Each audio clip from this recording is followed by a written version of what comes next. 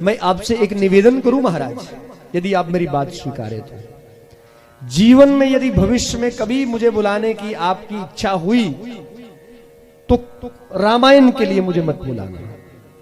मुझे बुलाना होगा तो बुलाना कि इन 7 दिन में 9 दिन में केवल भरत का चरित्र सुनाओ, केवल कैकेयी का चरित्र सुनाओ, केवल सीता जी का चरित्र सुनाओ, केवल लक्ष्मण जी का चरित्र सुनाओ, केवल उर्मिला जी का, श्रुतकीर्ति जी का, मांडवी जी का चरित्र सुनाओ, केवल ऋषि भिवांडक का चरित्र सुनाओ, केवल सिंगी जी का चरित्र सुनाओ। सिर्फ एक चरित्र सुनने के लिए बुलाना, तब तो मैं कुछ सुना सकता हूं आपको। ये तो दौड़ने वाली बात है।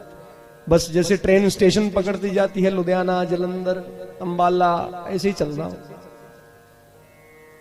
आनंद समाप्त हो जाता है। तो निवेदन करूं, जब कभी बुलाना होगा ना तो मन में सोच लेना मुझे किसको सुनना है, और मुझसे कह देना, पहले नहीं बताना, जिस दिन यहां पहुंचू बताना इसको सुना।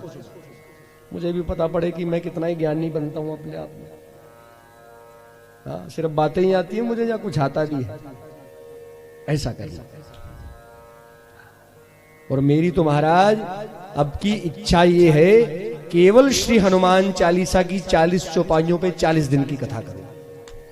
एक चौपाई पे पूरा 1 दिन की कथा, शब्दशाह अक्षरशाह व्याख्या हो, शब्द की भी नहीं, एक एक अक्षर की व्याख्या की जाए महाराज।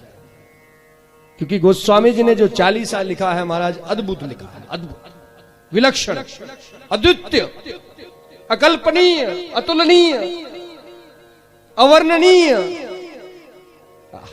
ऐसा कोई दूसरा कोई रचना होगी नहीं महाराज, बस बात खत्म। जो तुलसीदास जी ने लिख दिया सो लिख दिया, उसके बाद कोई दूसरा तुलसीदास पैदा ही नहीं होगा।